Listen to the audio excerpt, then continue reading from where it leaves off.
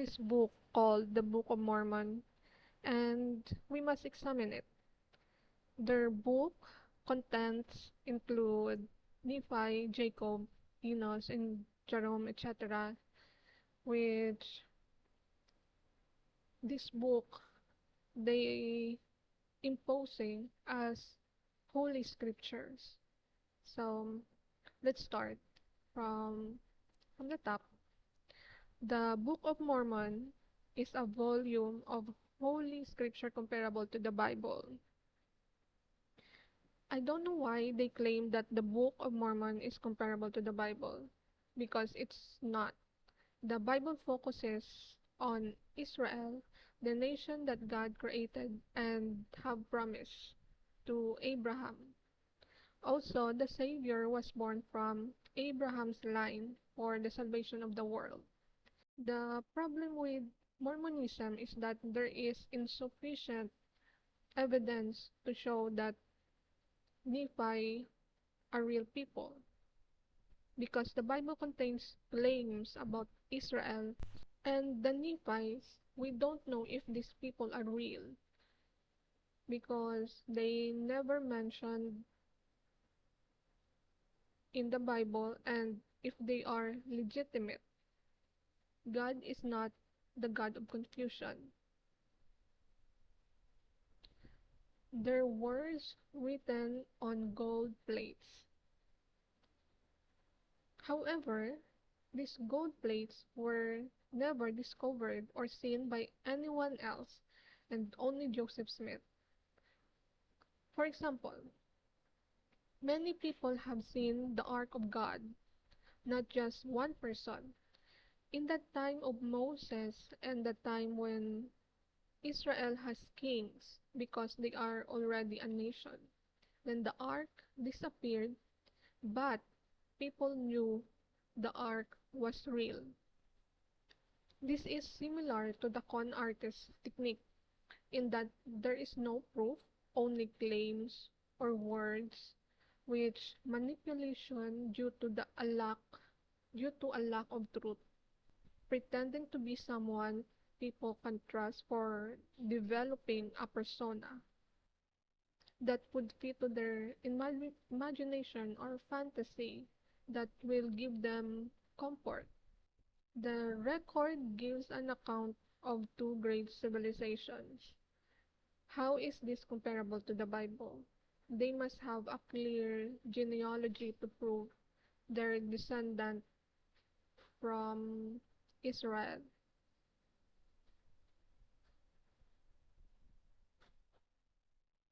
One came from Jerusalem in 600 BC and afterward separated into two nations, known as the Nephites and the Lamanites. The other came much earlier when the Lord confounded the tongues at the Tower of Babel. This group is known as the Jaredites. After thousands of years, all were destroyed except the Lamanites, and they are among the ancestors of the American Indians. The crowning event recorded in the Book of Mormon is the personal ministry of the Lord Jesus Christ among the Nephites soon after his resurrection. It puts forth the doctrines of the gospel, outlines the plan of salvation, and tells men what they must do to gain peace in this life and eternal salvation in the life to come. After Mormon completed his writings, he delivered to account to his son Moroni, who added a few words of his own and hid up the plates in the hill Cumorah. On September 21, 1823, the same Moroni, a glorified resurrected being, appeared to the prophet Joseph Smith and instructed him relative to the ancient record and its distinct translation into the English language. In due course, the plates were delivered to Joseph Smith, who translated them by the gift and power of God. Meaning, Joseph Smith is the one who discovered and told the people about his new theology, which he need to use the idea of golden plates, which he can translate like no one knows, but only claims that sound too good to be true. But where are the plates so that others can examine them to know if it's real? It is written in second epistle to the Corinthians, chapter 11, verse 14. And no wonder, for even Satan disguises himself as an angel of light. Like one day, three people come to you and said that, and we also testify that we have seen the engravings which are upon the plates, and they have been shown unto us by the power of God and not of man. So we assume that these people are not paid to tell this good to be true story to validate Joseph Smith's claims without evidence, because God is not a God of confusion, which is why the truth shall set you free. However, this is not the way of faith. Faith is not letting yourself be deceived. Jesus came and provided us markings in history of the truth, and it's undeniable. His crucifixion and resurrections, the miracles written in the Bible. He fulfilled the prophecies about the Messiah, and this is faith. For the Messiah will take away the sins to make right with God and not be condemned. For everyone has sinned. So we can have faith because the truth has already been presented. It is not proper to simply tell others to believe this man who saw golden plates. Doing so may lead to deception. That is why we must be vigilant when it comes to faith. Other people will manipulate things in order to use God's name on them. This is why we must know God's words, the Bible, personally, so that when someone and tells us about claims that contradict the teachings of the Bible or events in the Bible, it is not faith. A lot of people think it's unbecoming for a preacher to live a life of luxury and to fly around in private jets. What's your response to that? Very simple. It takes a lot of money to do what we do. We have brought over 100, let's see, the latest figures just came out, 122 million people to the Lord Jesus Christ. Let me give you another example. Last May, I was scheduled for Lagos, Nigeria. That's a long ways. I had a week off, and I was scheduled for Peru. And I prayed about it, and I thought, I'm not missing that dedication in Jerusalem without the airplane that we have. However, written in Matthew chapter 7, verse 15, beware of false prophets who come to you in sheep's clothing, but inwardly are ravenous wolves. Okay, so continue. Continue. We give our names unto the world to witness unto the world that which we have seen, and we lie not, God bearing witness of it. We see their names. It appears that they are close relatives, members of Joseph Smith. Their surnames are the same, making it easy to convince and support Joseph Smith. Let's go to Joseph Smith's testimony.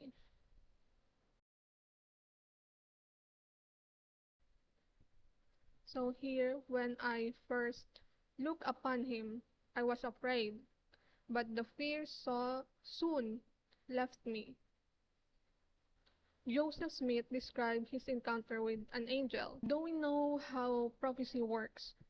When there are claims made, for example, an angel telling Mary she will conceive and she will name him Jesus, and it did happen. Or to Zachariah, His wife in her old age will have a son named John, and he became John the Baptist. Prophesying involves making claims or warnings about what will happen in the future. So a prophecy is only true if it is fulfilled. Continue. While he was conversing with me about the plates, the vision was opened to my mind that I could see the place where the plates were deposited, and that so clearly and distinctly that I knew the place again when I visited it. It means he was aware of the location in his own story and chose it for people's interest. Continue. After this communication, I saw the light in the room begin to gather immediately around the person of him who had been speaking to me, and it continued to do so until the room was again left dark, except just around him, when instantly I saw, as it were, a conduit open right up into heaven, and he ascended till he entirely disappeared, and the room was left as it had been before this heavenly light had made its appearance. It's a creative narrative that can capture and engage others while leaving them in suspense or wonder. Continue.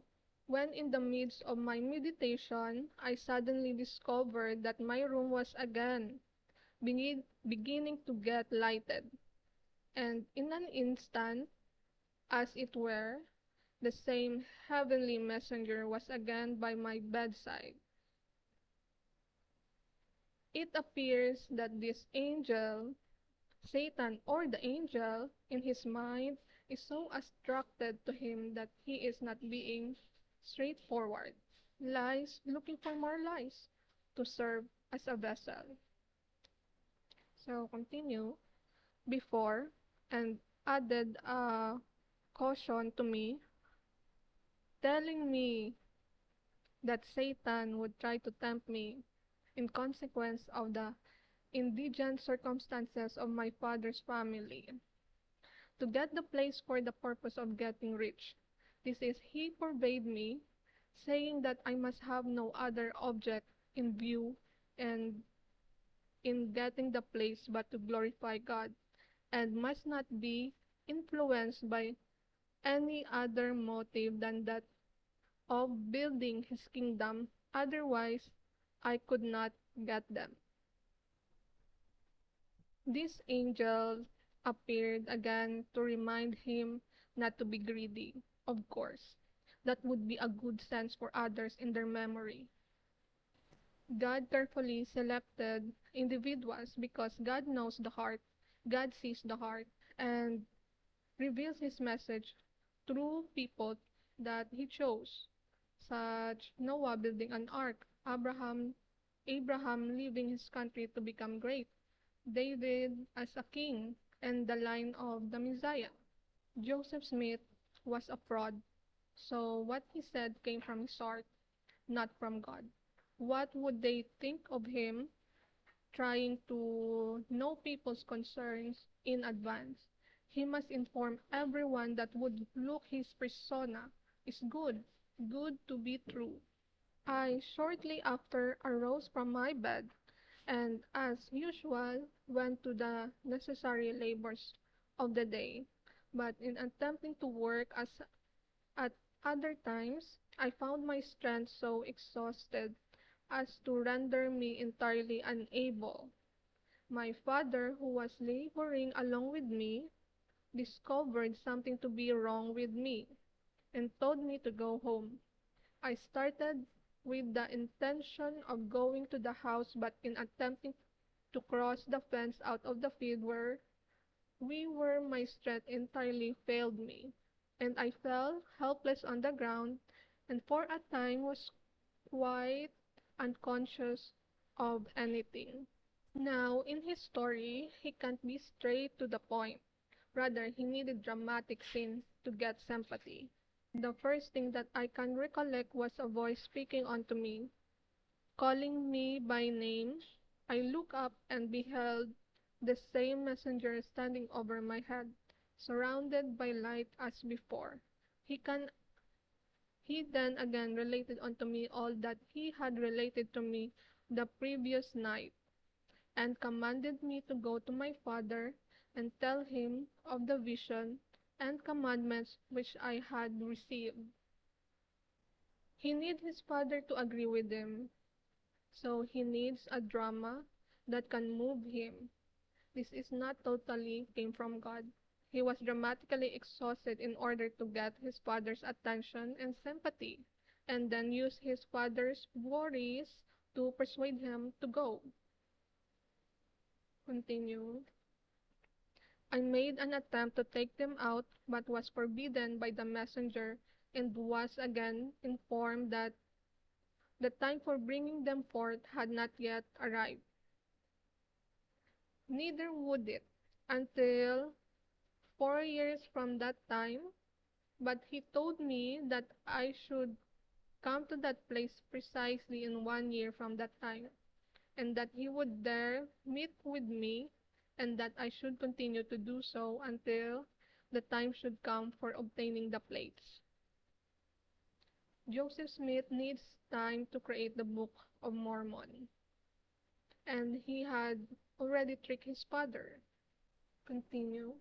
According as I had been commanded, I went at the end of each year, and at each time I found the same messenger there, and received instruction and intelligence from him at each of our interviews, respecting what the Lord was going to do, and how and in what manner his kingdom was to be conducted in the last days.